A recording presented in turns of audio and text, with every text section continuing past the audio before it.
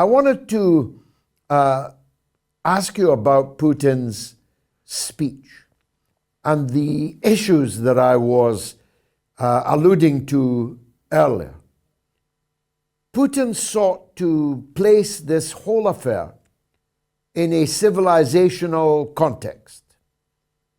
He damned, with a great deal of justification, I'm sorry to say, as someone who has to live here, he damned the culture of depravity and degradation, destruction of family values, destruction of all that was sacred, which has been profaned in late capitalist Western countries.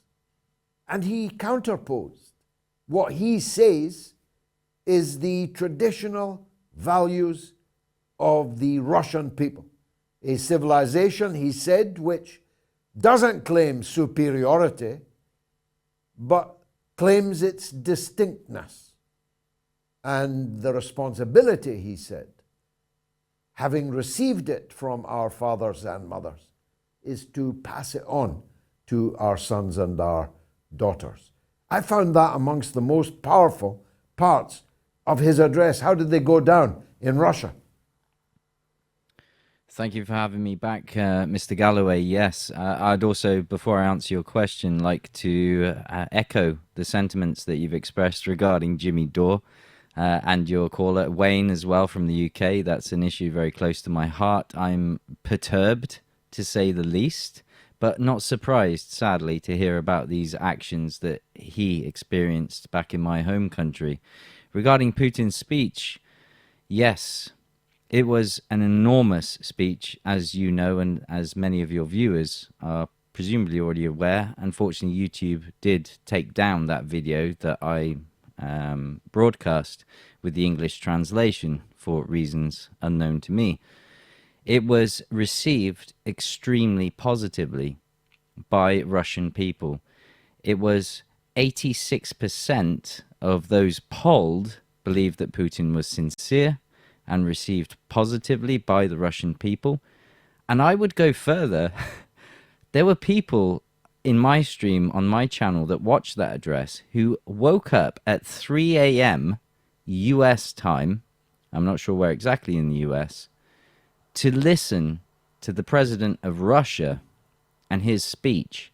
And they were impressed by what he said. And that's the people of the United States.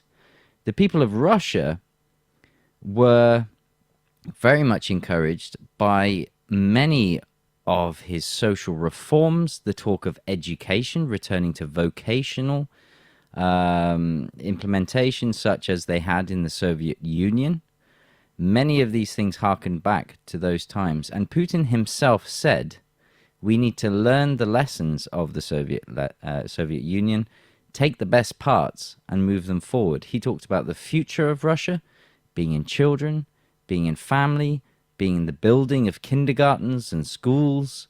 He talked very much in a manner that was opposite to Joe Biden, who was insulting, derogatory, and, as Trump has just said there, warmongering. And these are things that people in the West do not want to hear. They don't want to hear of warmongering. Trump visiting Ohio, Biden declining. I'm seeing a lot of admiration for the leadership of Russia and derision for the leadership of the West.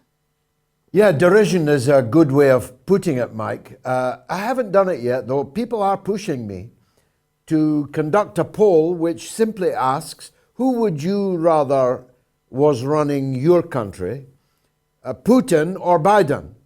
I'm loath to do it because it will attract all kinds of brickbats more than we need. But I'm increasingly certain that, as somebody put it on the show last week, if you ask people, would they rather be governed by Putin and Lavrov or the numbnuts that are governing them in their own countries, what do you think they'd vote? And I kind of think we all know what they would vote. There's a reason why I titled my summary and analysis of Putin's speech Leader of the World. I would go even further, Mr. Galloway, and say that with regards, you've just said Putin, Mr. Lavrov, Mrs. Zakharova as well, but I'll add Mr. Wang Li of the Chinese Foreign Ministry as well. The Chinese have displayed exemplary statesmanship and diplomacy and competence and measured responses. The Chinese even coming forward with a peace plan, something we've not heard of from the West. Unfortunately, yes, I have to agree with you. The sentiment that I hear is that people are filled with admiration for the competency of the leadership they're seeing in, I'm going to go as far as say, BRICS plus countries as well. The South African foreign minister decrying the bullying from Blinken, from Newland, as Trump again highlighted Newland as well, a key character here that is fueling this, well, bloodletting, as I like to call it. Yeah, as it might well be called. The reality is that just like the Soviet Union was culturally, socially, a conservative country in many ways, it was, of course, politically radical, it was economically radical, it was radical in its foreign policy, not least in South Africa, where, if not for the Soviet Union and the Russian people, the apartheid regime might still be ruling.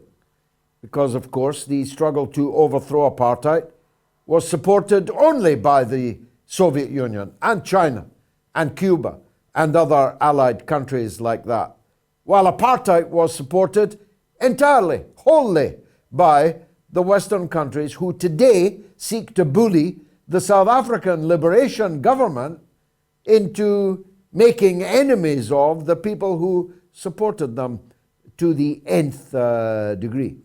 But getting back to this socially, culturally conservative, it was always apparent to me, and I had more to do with the Soviet Union than you, obviously, that one of the ways in which the Soviet Union was potentially a threat to the hegemony of the Western capitalist model was that the Western capitalist model was cutting away at things that were actually precious to people. I quoted Marx earlier without attribution, who in 1848 predicted that in the future, in our countries, all that is sacred will be profaned, and all that is solid will melt into air. And that is precisely what has happened in the West. There is nothing sacred. Even having sex with animals is now legal in Spain as a decision of the Spanish Parliament. Nothing is sacred anymore. And nothing is solid either. No one knows if they'll still even be in work over the next 3 months. Never mind that their children can look forward to a better life than they themselves had. This is one of the appeals of Putin and of Xi Jinping, the Chinese leader. They promise solidity, and they have a concept of values which are sacred. Am I right?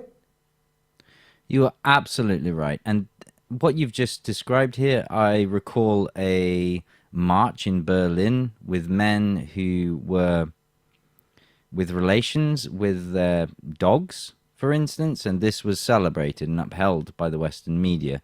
Russia has been absolutely clear. They want none of this culture in their country. This is a society where they say, our land, our rules. We want none of that. Thank you very much. Patriarch Kirill was speaking today as well about such values. And Putin, in his speech, if I may refer back to it as well, talked heavily about traditional values, the family, protecting the children. He even called this the year of the teacher and the year of the parent, with respect between the two and coming together and forming those foundations of life to promote success and also respect. My wife, in the interview there, she talked about how when she grew up, and I recall in my early years of education, in secondary school particularly, one would stand up when the teacher entered the room. One would not shout back, much less assault the teacher, as I've seen a video just the other day from America, if they take your Nintendo Switch from you. Of course, back then we didn't have the prevalence of mobile phones, but still, if one were whispering to a friend, you could expect a clap round the ear, and my parent would support the teacher for doing so back not just 20 years ago. We've seen a radical shift in this. I don't like where it's going in the West, and many feel the same as myself. Yeah, and you see, there are some who think that this degradation, this depravity, this path that we're on is somehow left because it's liberal. A total confusion. I mean, I'm not left.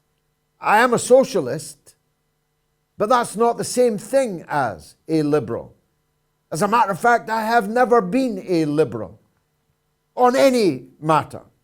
Of course, on sexual matters, I'm a bit like Donald Trump.